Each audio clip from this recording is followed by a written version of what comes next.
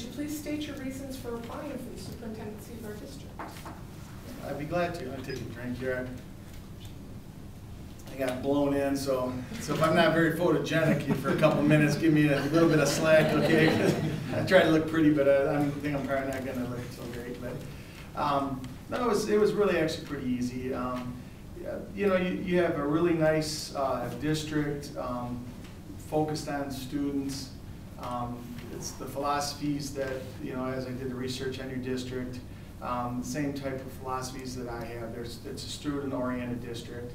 I think it's cliched for people just to say that, you know, the district's a great fit, you know, but I really believe that researching what I have, it'd be a good transition for me. The size of the district is similar to mine.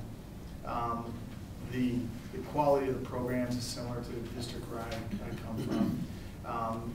I think it's important for a superintendent to be able to make a good transition into a position.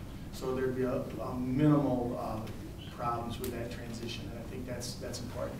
And the last thing is, I make no bones about it, location is good for me too. My son lives in Chicago, and I want to get over on this side of the state, and I'd like to stay somewhere for the rest of my career where I can be closer to my son, very close, and he's grown up and moved away, and I'm very fond of him, so those are the reasons.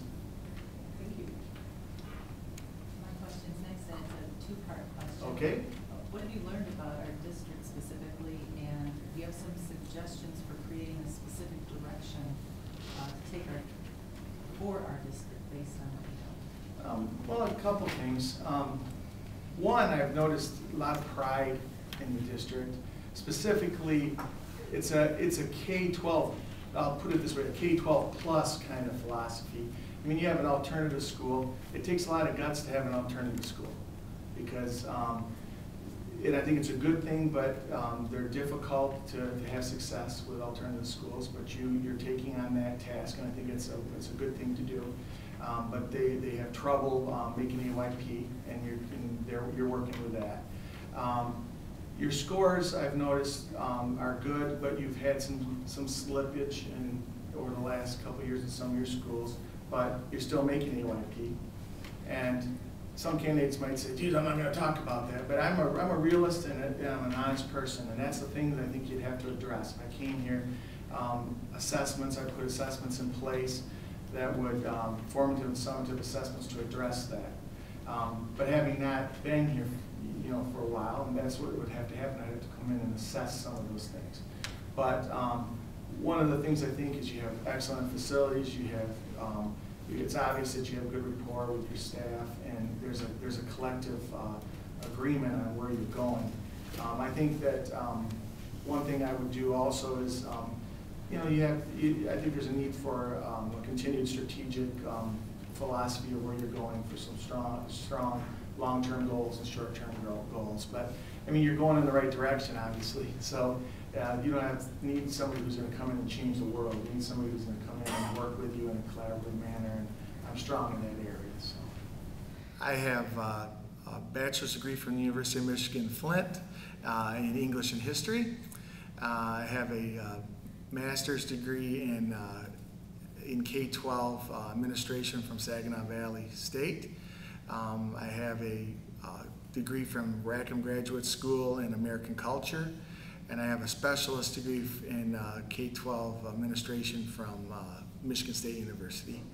My educational background is very encompassing.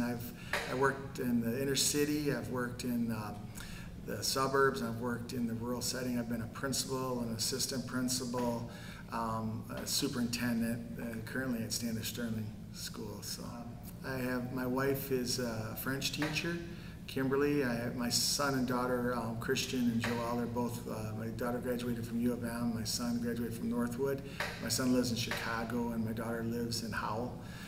It just, you know, it's closer to my son and my daughter. It's not too far away, so it's a nice community, and you know, being by a college and everything, I think it's a nice location for me. So. What would you say is your greatest strength, and how would that benefit Big Rapids schools if you're chosen as the next superintendent? Similar to what I said, I'm a people person. I like people, and I think that they seem to have a lot of programs that are similar to what I'm used to, so I think I'd be a good asset to them.